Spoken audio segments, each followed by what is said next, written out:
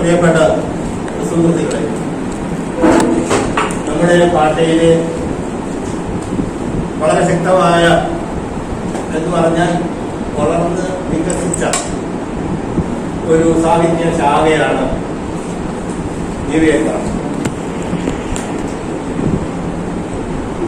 ഏതാണ്ട് കേരളധർമ്മം ഒരുകൂടി തമ്മിലെ കാലം മുതൽ, ഒന്നുകൂടി വ്യക്തമാക്കി പറഞ്ഞാൽ വിശാഖം വരുന്ന രാഷ്ട്രത്തിന്റെ കാലം മുതൽ ഇതിന് ചരിത്രമുണ്ട്. മലയാളത്തിലെ ദിവ്യേന്ദ്ര സാഹിത്യത്തെ കുറിച്ച് ആദ്യമായിട്ട് എഴുതിയത് ഡോക്ടർ കെ.എൻ. ജോർജാണ്.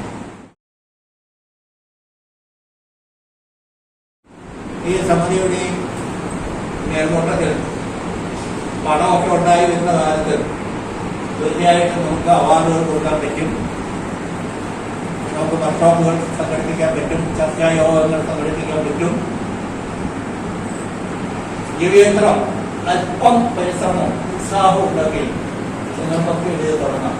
ആരുടെയും ഗൈഡൻസ് ഒന്നും ആവശ്യമില്ല. തമിഴ്നാട്ടുകാരൻ ഇന്നും ആ ലിപി കൊണ്ടാണ് ജീവിക്കുന്നത്. അതിന് ബുദ്ധിമുട്ടൊന്നുമില്ല. ഉപയോഗിച്ചിട്ടുള്ളത് ദക്ഷിണ ബ്രാഹ്മി എന്ന് പറയുന്ന ലിപിയാണ്. അതായത് ബ്രാഹ്മിയോട് അതിനൊരു നേതൃത്വം കൊടുക്കാൻ കാരണം മലയാളവും സാങ്കേതിക വിദ്യയും ചില തിരിച്ചറിവുണ്ടാവാൻ നമ്മൾ ധരിച്ചിരിക്കുന്ന കാര്യങ്ങൾ അങ്ങനെയല്ല എങ്കിൽ തിരിച്ച് അറിയണം എന്താണ് ശരി. മെലിൻഡ ബുക്സ് 140 രൂപയ്ക്ക് 2022 പിന്നീട് 2024 അല്ലേ 2ാം എഡിഷനായിട്ട്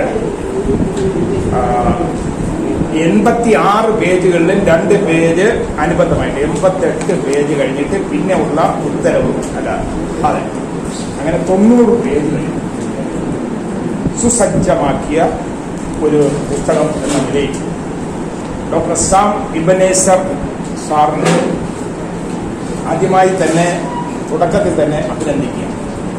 അദ്ദേഹത്തിന് ഇങ്ങനെ ഒരു പുസ്തകം എഴുതി നമുക്ക് സമ്മാനിക്കാൻ സാങ്കേതിക വിദ്യ താല്പര്യമുള്ളവർക്കും അത് പഠിക്കാൻ താല്പര്യമുള്ളവർക്കും സമ്മാനിച്ച ഒരു സമ്മാനമായിട്ട് തന്നെയാണ് ഈ പഠന ഗ്രന്ഥത്തെ ഞാൻ കാണുന്നത്.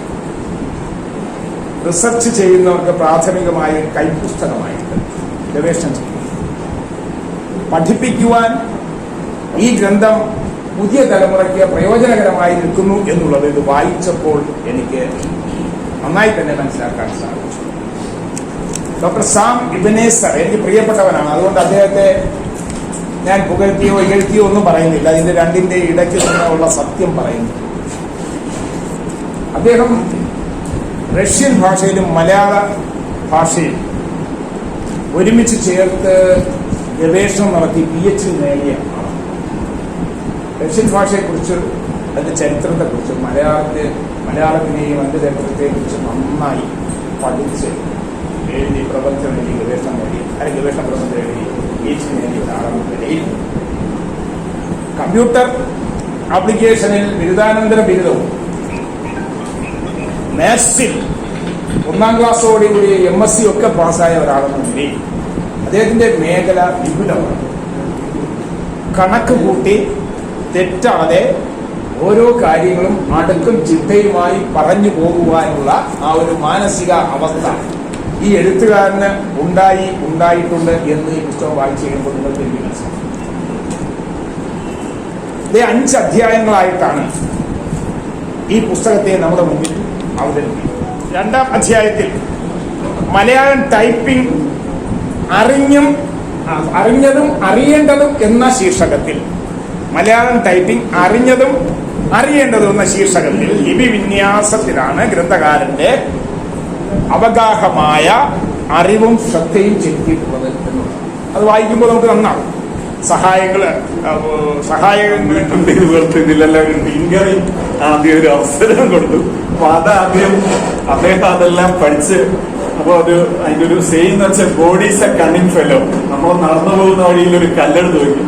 അപ്പൊ നമ്മുടെ ജോലിയാണ് ഈ കല്ല് മാറ്റി ബാക്കി വഴിയൊക്കെ ഉണ്ടാക്കി നമ്മുടെ പുറകെ വരുന്നവർക്കൊരു വഴി തിരിച്ചു കൊടുക്കുക എന്നുള്ള സാം ഇങ്ങനെ ആലോചിച്ചപ്പോഴാണ് ഈ 5 അധ്യായങ്ങളുള്ള ഈ പുസ്തകം ഈ നമ്മുടെ മാതൃഭാഷയും അതില് എങ്ങനെ ഈ വരുന്ന തലമുറയ്ക്ക് ഇത് നന്നായിട്ട് ഉപയോഗിക്കാൻ പറ്റും എന്നുള്ള കാര്യങ്ങൾ അദ്ദേഹം 5 അധ്യായങ്ങളിലായിട്ട് അത് വളരെ നന്നായിട്ട് ആത്മാർത്ഥതയോടെ പഠിച്ച് പിന്നെ അതിലെ കമ്പ്യൂട്ടറിലെ PG ഡിപ്ലോമയൊക്കെ അദ്ദേഹത്തിന് വളരെ ഉപകാരപ്പെട്ടു.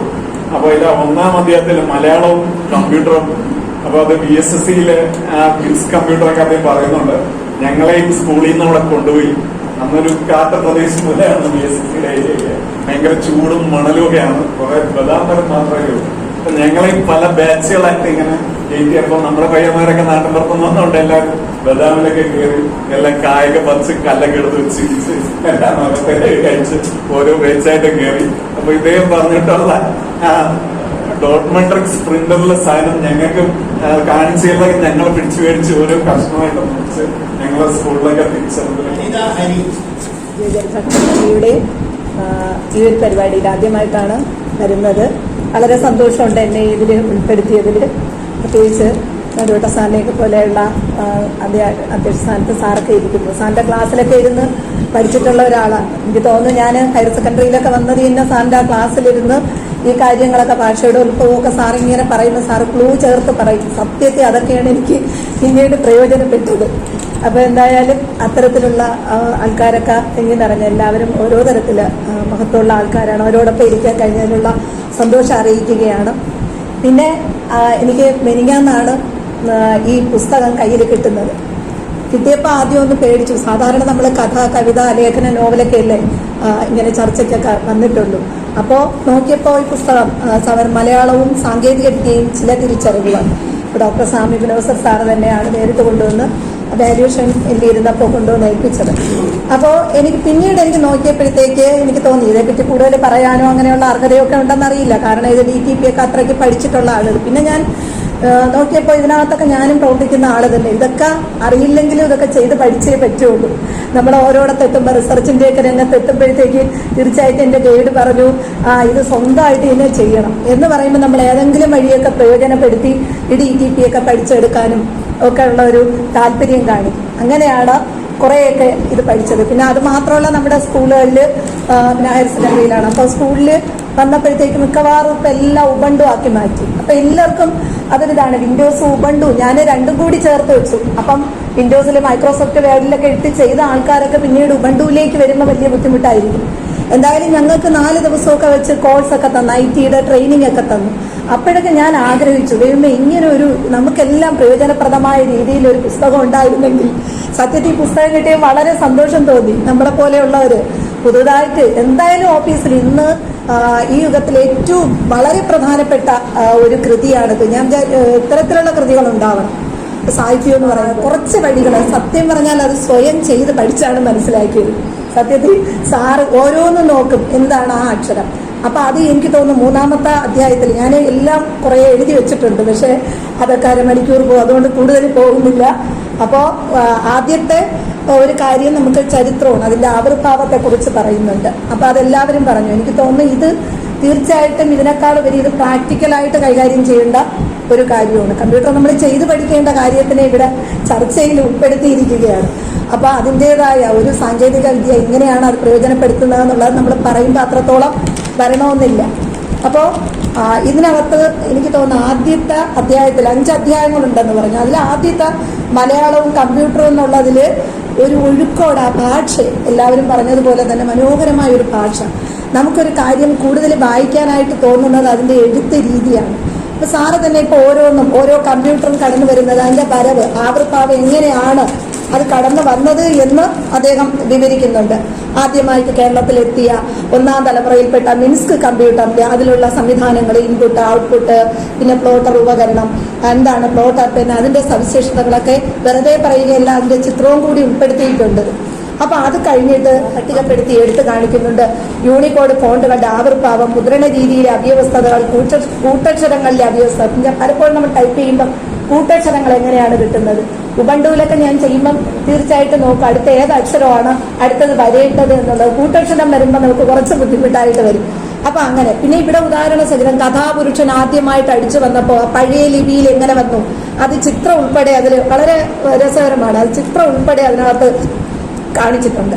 ചേർത്ത് ഇങ്ങനെ ഹൈപ്പർ ലിങ്ക് ആക്കി വരുമ്പോൾ ഉള്ള അതിപ്പം അതൊക്കെ അതിന്റെ ആ ഒരു പ്രയോജനത്തെക്കുറിച്ചൊക്കെ അദ്ദേഹം എടുത്തു കാണിക്കുന്നുണ്ട്. പിന്നെ ഒരു തീസിസിൽ നമ്മൾ അവസാനം ഇതിന്റെ നിഗമനങ്ങളും കണ്ടെത്തലുകളും നടത്താറുണ്ട്. അതുപോലെ തന്നെയാണ് ഇതിന്റെ കണ്ടെത്തലുകളും നിഗമനങ്ങളും അദ്ദേഹം അക്കമിട്ട് തന്നെ നിരത്തി ഓരോന്നും എങ്ങനെയാണ് അതിനെ അവതരിപ്പിച്ചിരിക്കുന്നത്, അതിന് എന്തൊക്കെ മാറ്റം വരുത്താം, ഇനി ചെയ്യേണ്ട കാര്യങ്ങൾ, അതൊക്കെ വളരെ സവിസ്തരം അത് അവതരിപ്പിക്കുന്നുണ്ട്. അപ്പോൾ ഓരോ കണ്ടെത്തലും എന്ന് പറയുന്നത് വികാസത്തിന്റെ ഒരു പുതിയ വാതിൽ അല്ലെങ്കിൽ കാലത്തിനനുസരിച്ച് ഉണ്ടാകേണ്ട മാറ്റം അതൊക്കെ ഇവിടെ രേഖപ്പെടുത്തുന്നുണ്ട്. അപ്പോൾ ഈ ഡിജിറ്റൽ യുഗത്തിൽ മലയാളത്തിന്റെ വളർച്ചയെ പുഷ്ടിപ്പെടുത്തുന്ന വിധത്തിൽ അത് സാധ്യമാകണം എന്ന് അദ്ദേഹം കൂടി പറയുന്നുണ്ട്. ഇപ്പൊ ഭരണതലത്തിൽ മാതൃഭാഷയുടെ ഉപയോഗം വർദ്ധിപ്പിക്കുന്നതിന് വിവിധ നടപടികൾ സ്വീകരിച്ചുകൊണ്ടുള്ള സർക്കാർ ഉത്തരവുകൾ ഉണ്ടെങ്കിലും പല ഉത്തരവുകളും ഇംഗ്ലീഷിൽ തയ്യാറാക്കിയത് അദ്ദേഹം ശ്രദ്ധയിൽപ്പെടുത്തുന്നുണ്ട്. കൊറോണ വൈറസിന്റെ നിർവ്യാപന പദ്ധതിക്ക് ബ്രേക്ക് ദ ചെയിൻ എന്ന് പേര് കൊടുത്തു. മലയാളീസ് എന്തുകൊണ്ട് മലയാളത്തിൽ പേര് കൊടുത്തില്ല? അതുപോലെ നമ്മുടെ അധ്യാപകരുടെ ക്ലാസ്സുകൾക്ക് ഫസ്റ്റ് ബെല്ലെന്ന് കൊടുത്തു.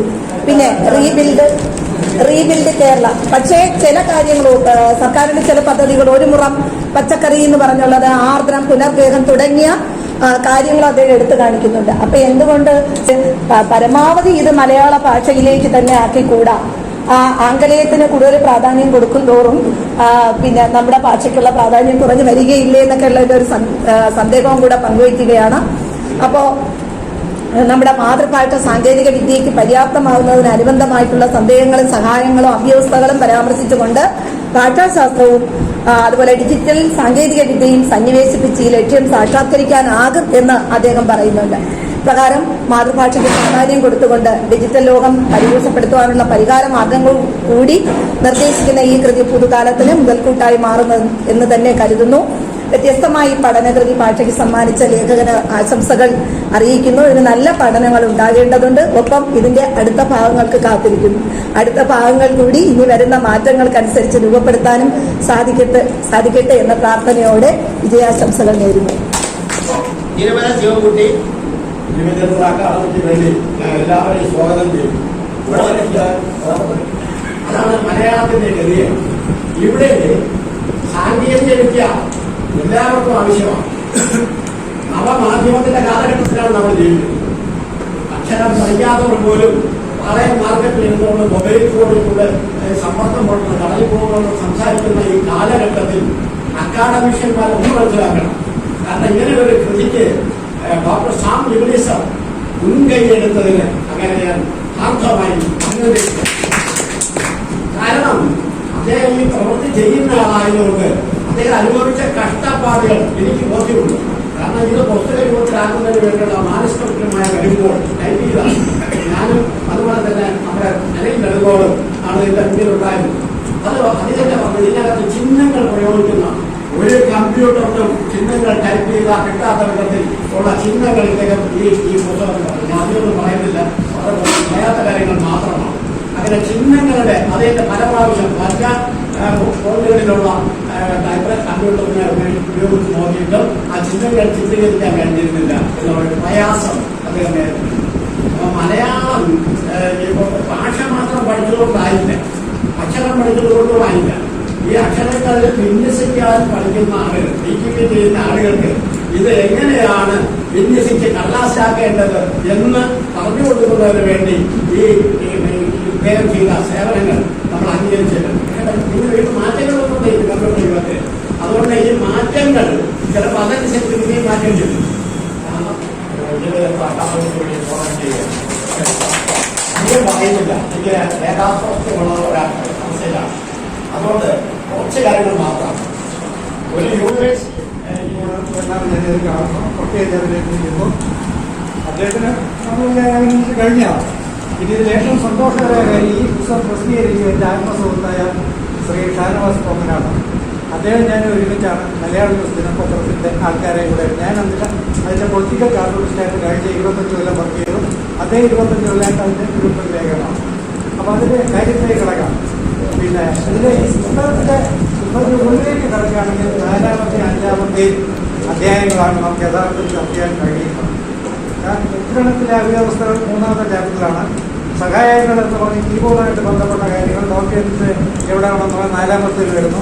5-ാമത്തേതിൽ പിന്നെ കണ്ടെത്തലുകൾ നിഗമനങ്ങൾ.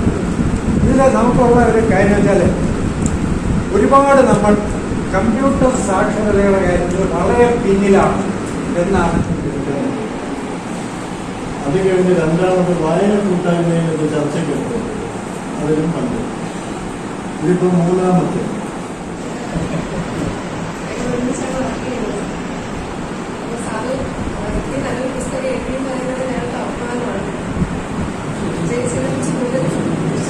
സംസാരിക്കാനോ ഭാഷയെ കുറിച്ച് അറിയില്ല. ഞങ്ങൾ ഉപയോഗിക്കുന്നത് കമ്പ്യൂട്ടറാണ്. കുറച്ച് കാര്യങ്ങൾ അറിയാം.